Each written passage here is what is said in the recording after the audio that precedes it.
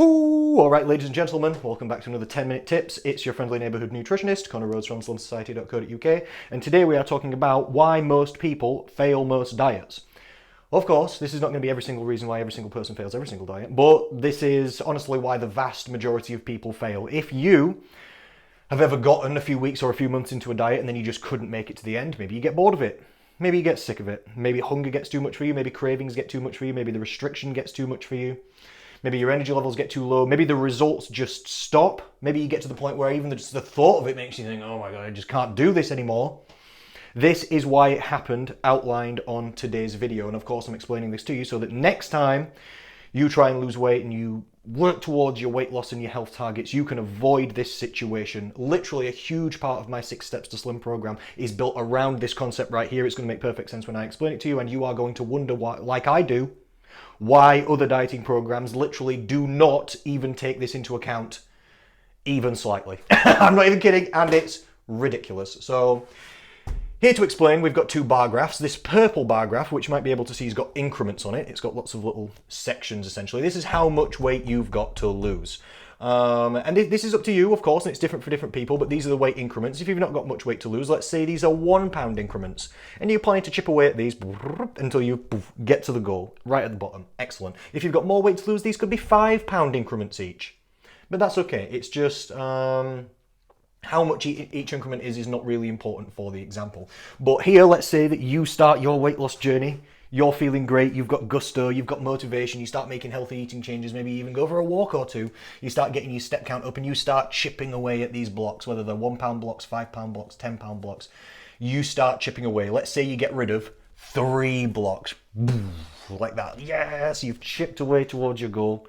You're feeling great. But if and in case you haven't noticed, dieting is difficult, isn't it? It's actually difficult mentally and physically. So on this side of the graph, we've got fatigue. And there's lots of different types of fatigue, but today we're talking literally and specifically about dieting, about dietary fatigue, literally. Because when you diet, it's a mental and a physical struggle. It's a mental and a physical drain on you. If you are in a calorie deficit, if you're literally losing body fat and body weight, that means technically you're not eating enough. That's why the weight's coming off. That's hard. That's hard on your energy levels. It's hard on sometimes your hormones inside. It can be hard on your mindset because you've got to put in a little bit of willpower. It's hard on your effort because you've actually got to try. It doesn't happen on its own. It's a little bit of restriction because you've got to try and avoid things, you see? So it's physically difficult, unlike your energy levels and on hunger and on cravings, and it's psychologically difficult too. So every time you lose a chunk of weight, it adds on to this dietary fatigue. Some people call this metabolic adaptation in science, but this is literally a real thing. And I will say also, check this out, that the amount of weight you lose in terms of the increments is not proportionate to the fatigue because it's a difficult game. It's way easier to eat calories than it is to burn them or avoid them, isn't it? So it's literally not proportionate. 3 blocks towards the weight loss goal might be, I'm not even kidding, 3 blocks like that, what's that, flipping more than a third of how much fatigue you can actually handle in one go. Because guess what happens if this fatigue builds all the way to the top? Kaboom! You blow it out the top. That's when we enter the, I don't even care about this mode, I'm not doing this anymore, all this kind of business. This is when, sometimes it turns into binge eating for people, but this is when all those weight blocks that you lost, they just start to come back if you blow it off the top. Fatigue's building, but you ignore it because you've got motivation. You're thinking, no, I'm doing it, no. You find it a little bit difficult because you've been dieting for some people, you'll get to this point where you're approaching 50% as much as you can handle in a few days. For some people, it'll be a few weeks. Have you ever heard anybody say, or have you ever felt that you can get, or people say that they can get, only like 2 weeks into a diet, and then they end up sacking it off for some reason? Or maybe it's 3 weeks, maybe it's 4 weeks, maybe it's 2 months. Science shows on average it's 6 to 8 weeks. Unless it's a ridiculous diet, then it might be less, unless it's just something stupid. So you get 2, 4, 6 weeks into the diet, and then you can't continue any further. It's because the fatigue's built to the top. That's literally what it is. And if in this situation you're thinking, yeah, but I've got motivation, this time I'm gonna do it, and you try and get off another, let's say, 2 blocks. All right then, look, 2 more blocks of fatigue. Now you're boiling. Now you're getting close to bubbling over. it's getting really hard on your willpower, you're struggling to say no to things, you're struggling to get that calorie deficit, your energy levels are getting poor, hunger's rising, cravings rising, you're even getting bored and sick of the entire process. We're getting close to as much as we can handle. It's about to go the way that it's always gone every time before. You're about to quit when it gets to the top or blow it out of the water and gain the weight back. What do we need to do? Ladies and gentlemen, it's what I've told you before. You need to take a break. You know, if dieting causes the fatigue, guess what gets rid of the fatigue? Not dieting. I mean, it's genius level stuff. Dieting causes the fatigue. If you don't diet, then that gets rid of fatigue. So let's say now, in this period while I'm talking to you, this person or you take a break from the diet. And how long should you take a break for? Science literally shows that diet fatigue starts to get significant improvements after about 3 days of not dieting. So you can't, and this will make sense to you, you can't diet for flipping 4, 6, 10 weeks, whatever it might be, and then take 1 day off and then be ready to go again. Imagine if you exercised every day for 4, 6 or 10 weeks and then took 1 day off. Do you think the next day you'd be prepared to go again? Do you think you'd feel good and refreshed? No. What if you worked every single day for 6 or 10 weeks and then you took 1 day off? Do you think you'd be refreshed to go back the next day? No. Do you think more like 3 to 7 days would be decent? It probably would, wouldn't it? If you went on a little week off, that'd be nice. You'd probably come back feeling good. Same on the diet. Same on the diet. Literally, hormone levels change, hunger starts to fall back down, cravings will start to fall back down, energy levels will start to come back up.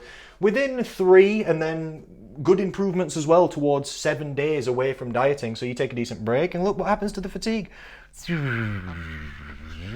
We get rid of it. We get rid of it. Maybe, all right, maybe you don't get rid of it all. Maybe you don't get rid of it all. Maybe you've got good motivation and you start again. But then, all right, let's chip off a few more blocks. Boof, you do 2 more over the next 4 weeks. And you're here. Then guess what we could do? You could take a couple of days off. Oosh. And do you see? Do you see? If you this could be seen as your battery level. It's how much you can handle. You know, and dieting's difficult. You're not going to be able to get through all of these increments in one go without blowing it out of the top. People can't. It's not you. It's not, oh, there's something wrong with me. I can't diet. I can never make it to the end. I can never get below this weight. I never get further than 4 weeks into my diet before I... Okay. No one can. Not really. Okay. It's going to go wrong. It's going to go wrong if you try and do that. If you know you're someone that experiences this, then you just need to take account for it. So literally, I planned this into my program for people. We don't plan to get rid of all the dietary increments in one go without stopping. Other programs do, don't they? Think of every other program you've ever done. They'll say, how much weight do you want to lose? And you'll say 10 stone, like people do to me all the time. And then they say, all right, then ready? 3, 2, 1, go. Don't they? And then what? You just expected to just have a perfect calorie deficit every single day from now until the end? They expect that, don't they? It's goddamn ridiculous. It's actually the most ridiculous and almost impossible thing to achieve. They're setting you up for failure by not taking into account that you're an actual person and that dieting's difficult. They just think you needed to be told, oh, you should just eat these things. And then you're like, oh, really? I never thought of that. Okay, I will. And then that's it. You just lose all the weight in one go. Don't be ridiculous. Don't be ridiculous. You'll feel the fatigue coming for you. It might come in terms of hunger levels rising. It might be your cravings rising. It might be your energy levels falling. You might not be sleeping as well. You might feel stressed about the diet. You might be getting bored of it, sick of it. You know, any of these things, when this starts to happen, just take a little break. And when I say take a break, I don't mean just eat everything that you can find. That's not taking a break from the diet. That's eating everything you can find. I mean, eat a bit more. Yep. Have a few drinks if you want. Yep. Go to a restaurant. Yep. Have a takeaway. Yep. But be at least a bit sensible. Even if you gain a few pounds back, it doesn't matter. Like, let's say you lost a stone and then we took a week off. Gain back 2 or 3 pounds. See if I care, because we just lost 14. Then do you know what we'll do? We'll do it again. And then the weight will come down, and then you'll take a week off, and then the weight will come down, and then you'll take a week off, the weight will come down, you'll take a week off, the weight will come down, and then maybe you're done, and maybe that's the end.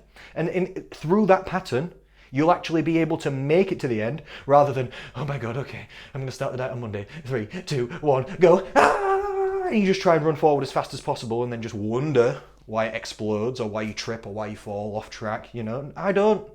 It's too difficult to do that. You need to break it down into segments. You need to have managed, controlled breaks within these segments. I can't tell you how often you should take a break because I don't know you. You need to contact me if you want help with these kind of things. Or just take the advice, you know, and run it yourself. But if you do want help with these things, because I've got 40 seconds left on the video now, so it's been lovely to see you again today. Thank you for tuning in. This is 10-minute tips. If you want help, either message me through this page, leave on comments, give us a little thumbs up, or a like. If you enjoyed the video, you can go to slumsociety.co.uk to see who we are and how we can help you. If you want to actually actually do a sensible diet like this. It's actually manageable, where you're not expected to just do it every single day until you just grind yourself into the dirt. How about we try and feel good and keep energy levels up while we're doing it, because that's why we started in the first place, isn't it? So if you want help, let me know. If you liked the video, give it a little like. Thank you so much. Speak to you and I'll see you again soon.